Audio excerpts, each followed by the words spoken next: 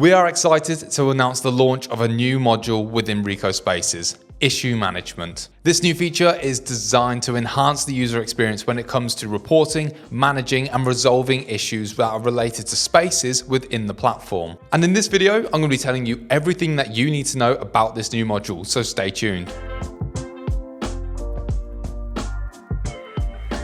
When meeting room equipment malfunctions, the office temperature is uncomfortable, or bookable desks lack the necessary technology, employees start to get frustrated and they question the value of actually coming into the office instead of just working from home. And yes, you may have noticed that my shirt is different here. I came back to re-record this section because we thought of more great things to tell you about for issue management. Unfortunately, no office is perfect and these issues are bound to happen. But imagine if you were able to raise these issues directly in your workplace management platform and link them to your booked space, be it a desk or a meeting room. RICOH's issue management module addresses these issues by allowing the easy reporting and logging of problems and ensuring the right resources are assigned to resolve them. This reduces frustration, restores productivity, and enhances that overall in-office experience. This new module within RICOH Spaces enables users to report issues with their spaces directly in the platform. And the fact that it's built directly into RICOH Spaces along with their desk and room booking allows for a seamless way to address these issues.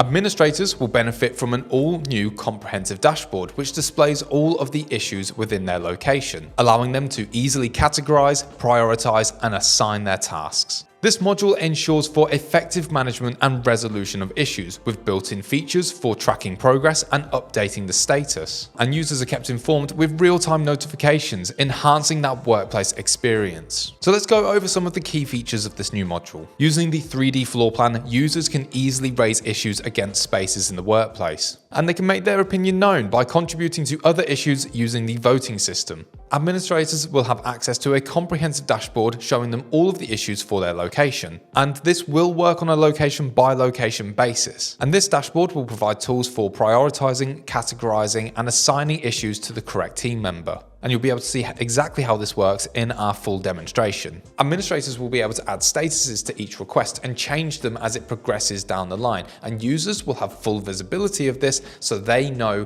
where their ticket is. And to keep users informed when they receive a message or an update has happened to their ticket, they will get notifications via email and built directly into the RICOH Spaces app. And additionally for mobile users, they'll get push notifications if they have them enabled on their device. The in-app chat feature will also work on mobile devices, providing full flexibility to our users. You can see here that the issue management module is packed with features, which is hopefully going to greatly improve the user experience. But in case you weren't sold, let's go over some of the benefits. Clear and consistent communication between end users and administrators ensures that everyone is aware of the status and the progress of reported issues. Another great benefit of RICOH Spaces is the fact that it's a fully integrated solution. You don't need to use different platforms that don't talk to each other just to raise an issue that you're having with your space. You can do it directly from RICOH Spaces. Issue management in RICOH Spaces is also a great way of giving a platform to issues that otherwise might not be raised in traditional systems. Things like broken furniture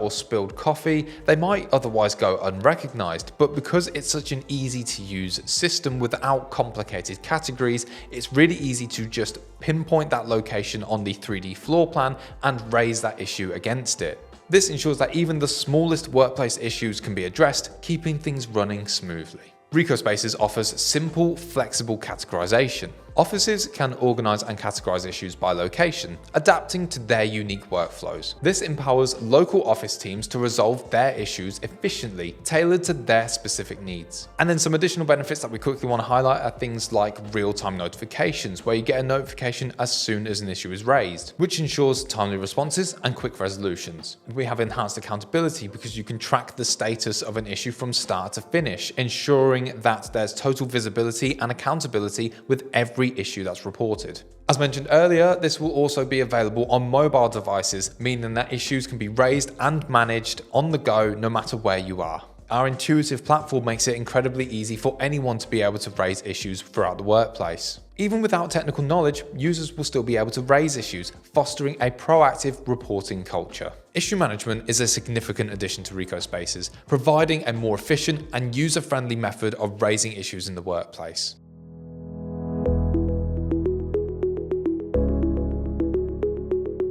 The new issue management module in RICOH Spaces has got a lot of features and some great benefits. Now let's go through a quick demonstration so I can show you exactly how it works in the platform. So we're starting off from the 3D map of our workspace. This is our Birmingham office. If I zoom out, you can see the surrounding area. If I zoom back in, then we can see this office, and by holding the right click, I can manipulate it and change the angle, change the perspective, and see all of the different facilities that are available in this location. To open up the issue management interface as a user, I just need to click on a space. So I can click any desk, I'll choose desk 5, and then we see this issues tab here. So by clicking on that, I can see all of the issues that have been raised. I can also see issues that have been previously resolved, so they'll appear here as well. And by going back into the raise section, I can go through, and we also have this upvoting and downvoting feature. And what this will help do is add votes onto an issue so that it can be raised to the administrators and hopefully be resolved quicker. So if it's an issue that's affecting multiple people, for example, if a screen isn't working in a meeting room with 8 people in it, then all of those people can upvote that issue quickly, and that will alert admin that is an urgent issue that needs addressing. Now what we've got here are test issues because we are using a demo environment, so a lot of these won't make very much sense, but if I wanted to, I can upvote or downvote issues depending on how important they are. I can also click into an issue, but that's not going to show me very much information. I can see when it was raised, I can see the status that it has, and I can see the issue number that's been assigned to it. So let's go through the process of raising a new issue. At the bottom here, I've got this button which says raise issue, so I'll click that, and that will prompt me to add in as much detail as I can about that issue. So we've got this text box. You'll see here that we've got this loading bar, which will fill up with the more text that you input into this issue. The more context and information that you can provide to your administrators will help you get your issue resolved quicker. We can also add images into this field. So I'm going to add an image now, and I'm just going to choose one that I've got here, and that image is inserted. You can add up to 10 images when you submit an issue. So now I've got my text, I've got my image, I'm going to submit that issue, and that will go into the system. There we go. Once we have submitted that issue, we get confirmation with this message here, so we can close that. And then if we scroll up, we can see the issue that we have just raised. Now, as this is my issue, when I click on it, I will get more detail than I saw when clicking on someone else's issue. We can see the initial message along with the image that I uploaded when I created this issue, and we can see the same information like the date it was created, the status that it has, and the up and down voting, along with the issue number as well. And if I wanted to, I could actually close the issue. So let's say I made a mistake. Let's say I accidentally chose the wrong desk or the wrong room. Then I can close that issue and I can start it again. And as a user, that's what I'll be able to see until administrators respond. Now, acting as an administrator, I will be able to go in and I can check the issue management, and I will see this dashboard here of all of the issues that have come up. So these issues won't be for a specific space, but instead they'll be for the entire location. And as I go through them, I'll be able to see all of the tickets that have come through. I can filter the different tickets. So if I want to see ones from a certain person or a certain priority or status, I can do that.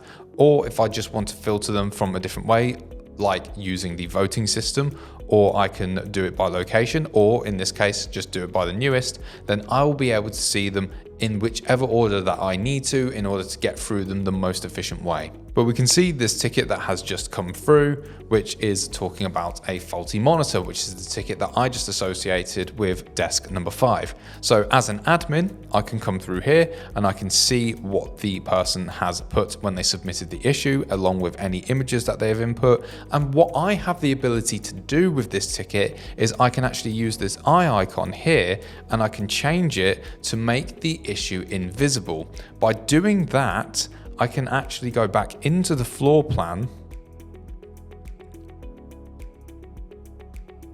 I can choose desk number 5 again, and when I go into the issues, you'll see now there's only 10, and that issue has been hidden from this dashboard.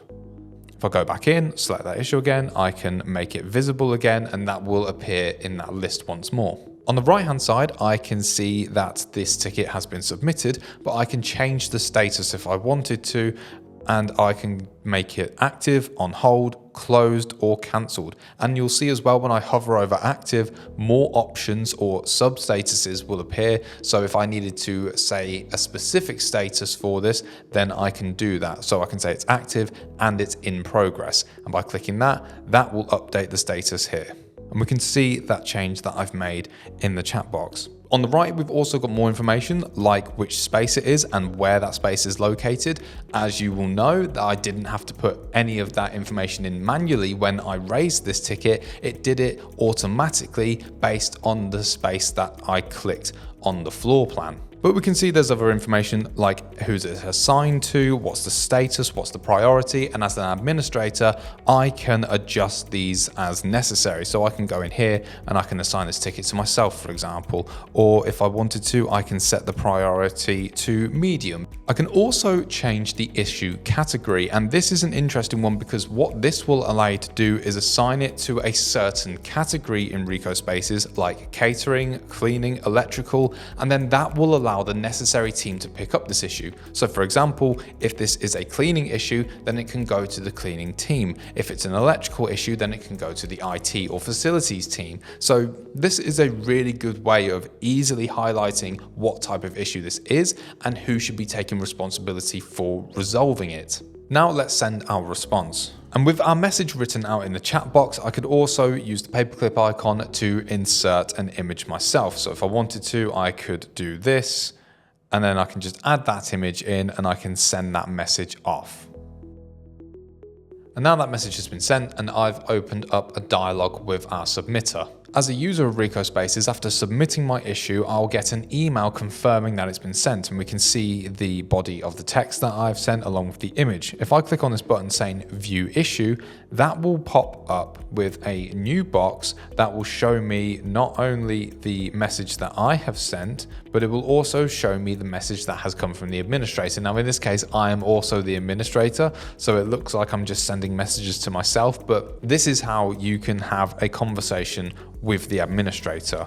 Another way as a user that you'll be able to see your messages and respond to the administrators is by clicking on the space that you raised the issue against, finding your issue, and then opening it up. And then you'll be able to see the messages that have been sent between you and the administrator, and then you can send more messages here. If you feel like at any time what the administrator has provided has resolved your issue, then you can go ahead and close that issue. And when you go to, you can tell them why you're closing it. So I'll just put the issue is resolved and I'll close it. That now stops me from being able to type any more messages, and I can just close that down.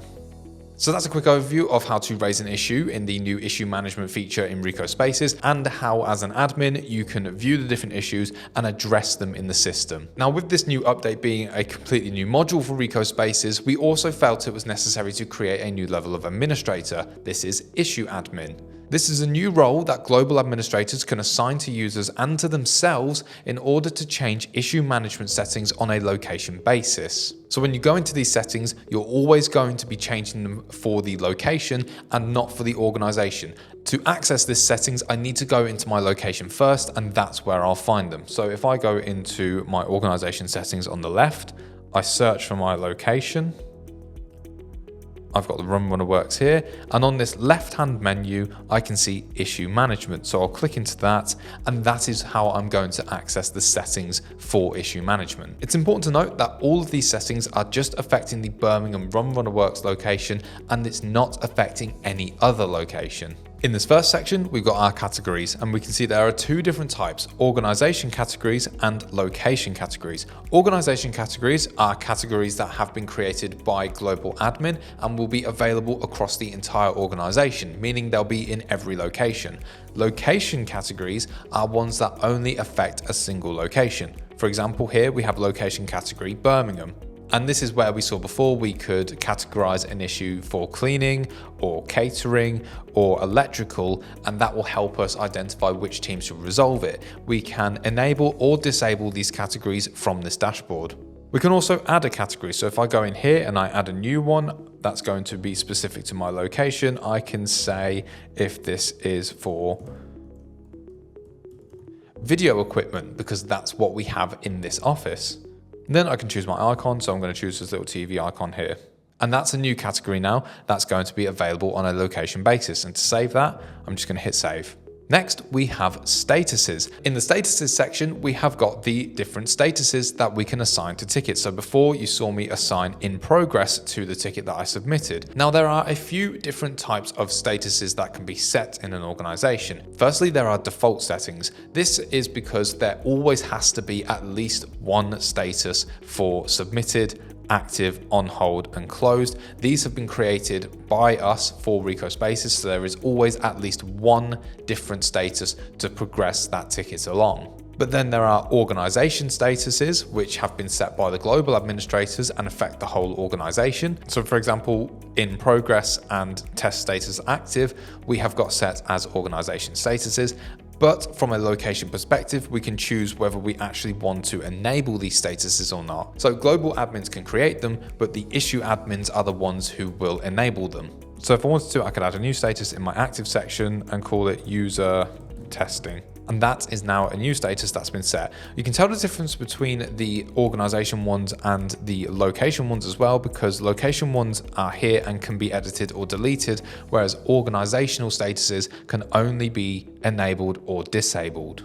Moving across into the user section, we can see all of the different users who have some level of administrative rights when it comes to issue management. We have administrators who can configure issue management settings and manage the issues board.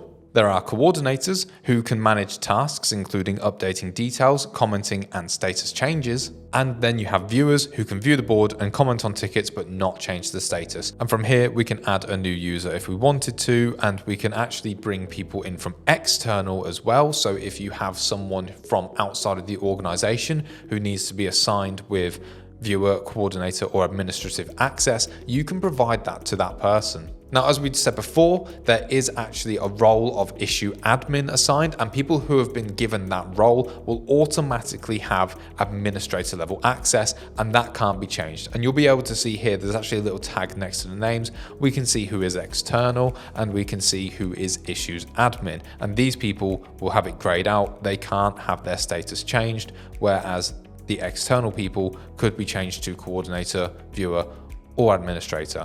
And finally, we have our settings section, where at the moment we have just got the custom issue raised message, which we can toggle to enable or disable. And when it's enabled, we can change what this message says. And this is what pops up when you submit a new issue. And that wraps up our overview of the new issue management module in RICOH Spaces. And we can't wait to bring you this powerful tool to help with the reporting, managing, and resolving of issues within your workplace. For more content, we've got all of our written guides available in the RICOH Spaces Help Center. And of course, if you'd like to see more videos like this, then you can go to the RICOH Spaces YouTube channel. And dropping a like and subscribe will always help, and it will keep you up to date on the latest content that we bring about the platform. Thank you for watching and being part of the RICOH Spaces community. We'll see you in the next video.